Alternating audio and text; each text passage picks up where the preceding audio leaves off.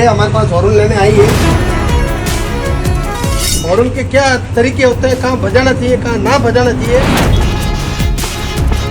तो हॉर्न में प्रेशर होना चाहिए। नमस्कार, ट्रांसपोर्ट टीवी में आपका स्वागत है। मैं हूं असलम कुरैशी। आप देख रहे हैं ब्रेकिंग न्यूज। प्रेशर हॉर्न के शौकीन ड्राइवर क्यों लगवाना चाहते हैं ऐसे हॉर्न? दोस्तों, लाला हॉर्न जोधपुर का क्रेज अब विदेश तक पहुंच चुका है। जी हां, पूर्व में हमने बहुत सी ब्रेकिंग ऐसी की हैं जिसमें आपने लाला हॉर्न जोधपुर को सुना है, लेकिन उनके द्वारा फिट किए जा रहे या बेचे जा रहे प्रेशर हॉर्न अब विदेशों में भी गूंज रहे हैं। जी हां, लाला हॉर्न जोधपुर वाले, इनका क्रेज कैसा है आपको इस वीडियो में भी देखने को मिल जाएगा। कुछ लोग अपनी गाड़ी लेकर वहां पहुंचे हुए हैं और हॉर्न उनकी दुकान पर ही बजा बजा कर टेस्टिंग कर रहे हैं।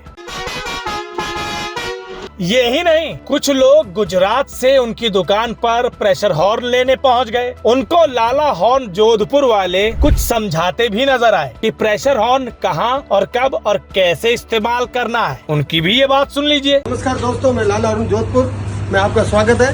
हमारे पीछे खड़े हैं, गुजरात की पार्टी है, हमारे पास हॉर्न लेने आई है। तो इन को हमने सबसे पहले बताया है हॉर्न के क्या तरीके होते हैं, कहाँ बजाना चाहिए कहाँ ना बजाना चाहिए।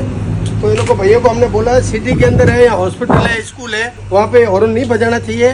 और इन का कहना है कि प्रेशर हॉर्न गाड़ी में होना जरूरी है। अगर नहीं होता है तो मतलब मोटरसाइकिल कार वाले हैं जो गायें वगैरह कुछ भी है रोड के ऊपर दूर नहीं होते तो आपको क्या परेशानी आती है? सही बात है गलत बात? सही बात है। तो हॉर्न में प्रेशर होना चाहिए। होना चाहिए।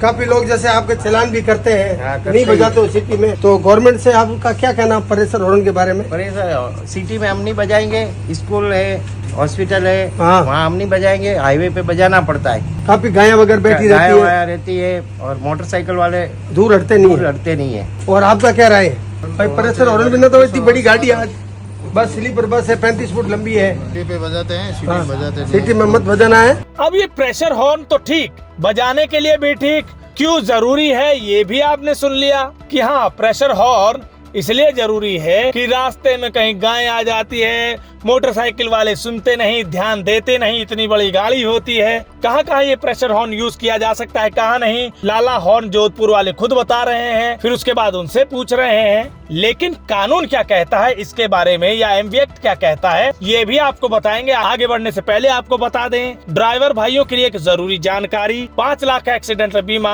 अब सिर्फ 150 रुपए में। अधिक जानकारी के लिए भी व्हाट्सएप करें 90-831-90-831 पर। जी हाँ, अब एमवी एक्ट इस बात को लेकर क्या कहता है कि प्रेशर हॉर्न आप इस्तेमाल कर सकते हैं या नहीं, या कैसे इस्तेमाल कर सकते हैं। अब जरा स्क्रीन पर नजर दौड़ाइए। Section 192 MC Act 88, the blowing of pressure horn, musical horns or the sounding of horns in zones declared as silence zones by the competent authority may not only be an offence under MVA 88 but also be in violation of the Noise Pollution Regulation and Control Rules 2000 and be punishable under Section 39 Air Pollution Control Act 1981। यानी इसके तहत ये कहा जा रहा है कि section 192 MC Act 88 के तहत प्रेशर हॉर्न का, म्यूजिकल हॉर्न का और साउंडिंग ऑफ हॉर्न का ऐसे जोन में इस्तेमाल करना जो साइलेंस जोन है, डिक्लेयर कर दिए गए हैं बाय द कॉम्पिटेंट अथॉरिटी,